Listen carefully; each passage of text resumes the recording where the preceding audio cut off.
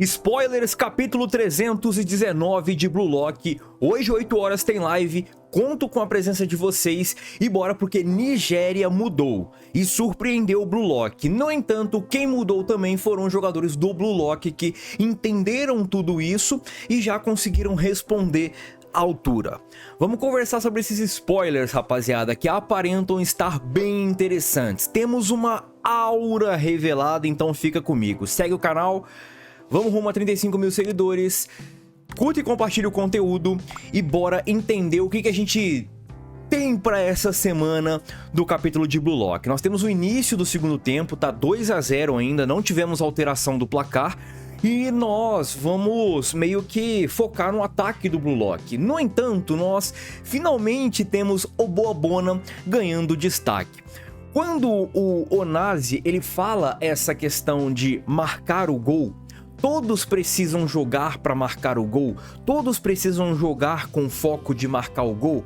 É basicamente a ideia de todo mundo precisa jogar com um objetivo, que é vencer, porque como é que ganha no futebol? Você precisa marcar gol. Então quando você tem o Boabona se colocando na frente do Itoshirin, sendo proativo e não esperando a galera vir, você tem algo diferente, você já tem uma postura diferente, que é aquela postura dos jogadores que querem vencer o jogo, dos jogadores que querem mostrar algo diferente. Então o Boabona, que tem um corpo gigantesco, tem uma envergadura alta, aparenta ser muito forte e tudo mais, ele começa a se colocar na frente dos jogadores e falar: irmão, você não vai passar, cara. Eu sou uma parede na sua frente e você não vai passar. E assim, era isso que eu esperava dele, né? Aquela ideia de mãozona aberta, envergadura, alto. Eu esperava isso dele, mas até agora a gente não conseguiu ver absolutamente nada desses jogadores. Agora aparenta ter um novo foco. O Boabona ele acaba tomando a bola do Itoshirin, o Itoshirin também fica surpreso e manda pro Belo puxar o contra-ataque. O Belo, com toda a sua capacidade, ele consegue driblar os jogadores e também é surpreendido. Agora nós temos um jogador diferente da Nigéria ganhando destaque. Nós temos Belo, o Boabona, nós temos o Onazi e o Kuzo. E o Belo acaba passando a bola para outro jogador da Nigéria, que eu não sei o nome ainda, tá? As scans estão em japonês, então não sei o nome, mas outro jogador da Nigéria acaba ganhando esse destaque, acaba puxando esse contra-ataque, e isso mostra que o time da Nigéria tá diferente. Eles estão focando não só no Onazi mais, não só em passar a bola pro Onazi, em ter aquela ligação direta, mas sim em vários e vários jogadores. Isso é bem interessante porque acaba deixando a Nigéria mais imprevisível, mais complicada de se marcar. E é basicamente isso que eles sofreram contra o Blue Lock. Afinal, eles estavam com foco no Izag, mas o Kuzo ele já começou a entender que tem o Izag, tem o Karazu, tem o Oliver Aiko, tem o Mikadireu, e depois tem o Bachira, tem o Shigiri, tem o Mikadireu, o Hiyori. Então todos esses jogadores são importantes, a defesa é muito completa, um acaba meio que cobrindo o buraco do... Nossa, isso ficou bem estranho, mas... um acaba meio que cobrindo a fraqueza do outro e tudo mais. Mas enfim, vocês entenderam. Um completa o outro. E certamente o Onazi ele fica em destaque ainda. E agora vem uma página onde nós temos uma aura do Onazi e uma aura do Gagamaru. Só que eu não acho que essa aura representa os jogadores, e sim uma situação. Porque, se eu não me engano, tem algo a ver com a ideia de evolução. A ideia do mais forte sobrevive, o mais forte conta a história. Antigamente, os nativos, os primitivos, eles lutavam contra criaturas gigantescas, colossais, como mamutes, dente de sabres e por aí vai. Se eles não arrumam algo para sobreviver a essas criaturas, eles iam ser esmagados, sem dó nem piedade, eles não iam conseguir prosperar. Então é basicamente isso, é basicamente o Blue Lock sendo o mamute, aquela criatura gigantesca e monstruosa, contra os nativos antigos, contra os primitivos, os seres primitivos, os neandertais, vamos dizer assim, que está sendo representado pela Nigéria.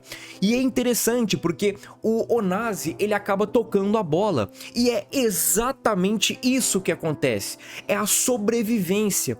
Se com o Onazi atacando, com o Onazi focando em fazer as paradas, não está dando certo, eles iam morrer, o que ele precisa fazer? É arrumar uma outra alternativa que não seja o Onazi. Para quê? Para sobreviver. E nós temos dois marcadores em cima do Onazi, que é o Nico e o Ariojubei. E certamente, se tem 2 em 1, alguém tá livre e esse alguém aparenta ser o Kuzo. Aparenta por quê? Porque Itoshi Rin evita a finalização do Kuzo. Tudo bem. Vamos colocar aqui entre aspas esse tudo bem?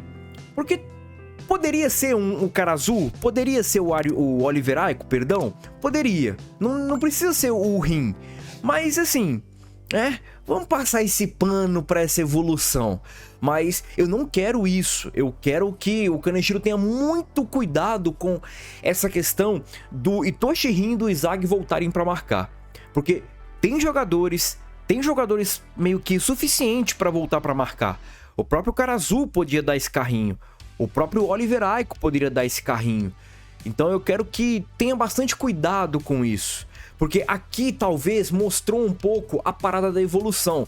Se o Oboabon evoluiu e acabou comigo, opa, então tem alguma coisa errada nessa Nigéria. Tem alguma coisa de diferente nessa Nigéria comparado ao primeiro tempo.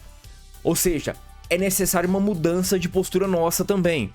E hoje, aquela parada de futebol moderno, o atacante também precisa voltar para marcar. Mas eu não quero isso, tá?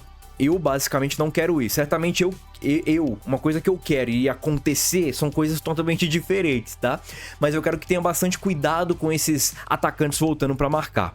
Assim como eu não gostei do Onazi, também vale botar um asterisco aqui. São situações diferentes, tá? O Rin basicamente estava marcando e pressionou ali o cara para chutar. É bem diferente de tirar a bola em cima da linha, mas enfim.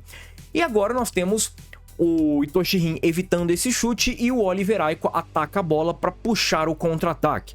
E quando puxa o contra-ataque, a bola sobra para Izagi Yoichi. E o Izagi Yoichi é o pilar para puxar o contra-ataque e certamente nós teremos uma historinha focada nessa fórmula do frenesi, que basicamente está relacionada a esse contra-ataque e ao desenvolvimento desses jogadores do Blue Lock. Afinal de contas, os mesmos jogadores, eles deixaram claro que não é só vencer. Tem que vencer e convencer e evoluir e jogar bem. E essa é a mentalidade que o Ego tá tentando desenvolver para esses jogadores do Blue Lock. Agora vale pontuar, nós temos uma Nigéria diferente. Mas, ao mesmo tempo, no primeiro tempo, nós não tivemos alguns jogadores do Blue Lock ganhando destaque. Não é que eles não jogaram bem ou tudo mais, eles só não tiveram um grande destaque. E são os principais jogadores do Blue Lock, as estrelas, que é Izagi e Itoshi Rin. Esses jogadores, aparentemente, eles voltam para o segundo tempo com uma outra mentalidade, com uma outra vontade ali. O Itoshi Rin mesmo fala, eu não marquei meu gol e eu não vou passar limpo. O Izagi, ele entende essa questão de ganhar e convencer. Os dois estão puxando o contra-ataque. O que vai acontecer? Nós já temos uma mentalidade diferente do time da Nigéria. Como vai ser a mentalidade do Blue Lock? Nós temos Izagi e Itoshi, eles meio que não sendo super amigos, mas em campo eles se entendem muito bem. Eles não meio que desconversam, eles conversam bastante, eles tabelam, eles conseguem ali uma associação bem interessante dentro de campo, e isso vai ser importante. A fórmula do frenesi talvez tem muita ligação com esse esquema aqui de Izagi e Itoshi se entenderem muito bem, a evolução dos dois. E certamente nós temos Izagi entendendo um pouco mais do futebol e o Itoshi Rin controlando talvez algo que ele não era capaz de controlar. Certamente isso não pode ser passado batido, não pode deixar ali de side, tem que ser reforçado, mas certamente a gente tem que meio que mostrar também que a Nigéria é outro time. Tem outra postura e tem outra mentalidade dentro de campo. O próprio Onazi já tocou e o Kuzo, ele não só recebeu o passe do Onazi, como ele chutou. Ele em momento nenhum voltou ou tentou voltar a bola pro Onazi marcar. Não, ele vai marcar. Ele chutou, ele finalizou. Isso é bem importante, isso é muito interessante. Galera, lembrando que semana que vem não teremos capítulo, tá? E o próximo capítulo 320 vai se chamar Herói ou Morte, Hero or Die, algo assim, beleza? Galerinha, segue aí, tamo junto e é nóis. Fui!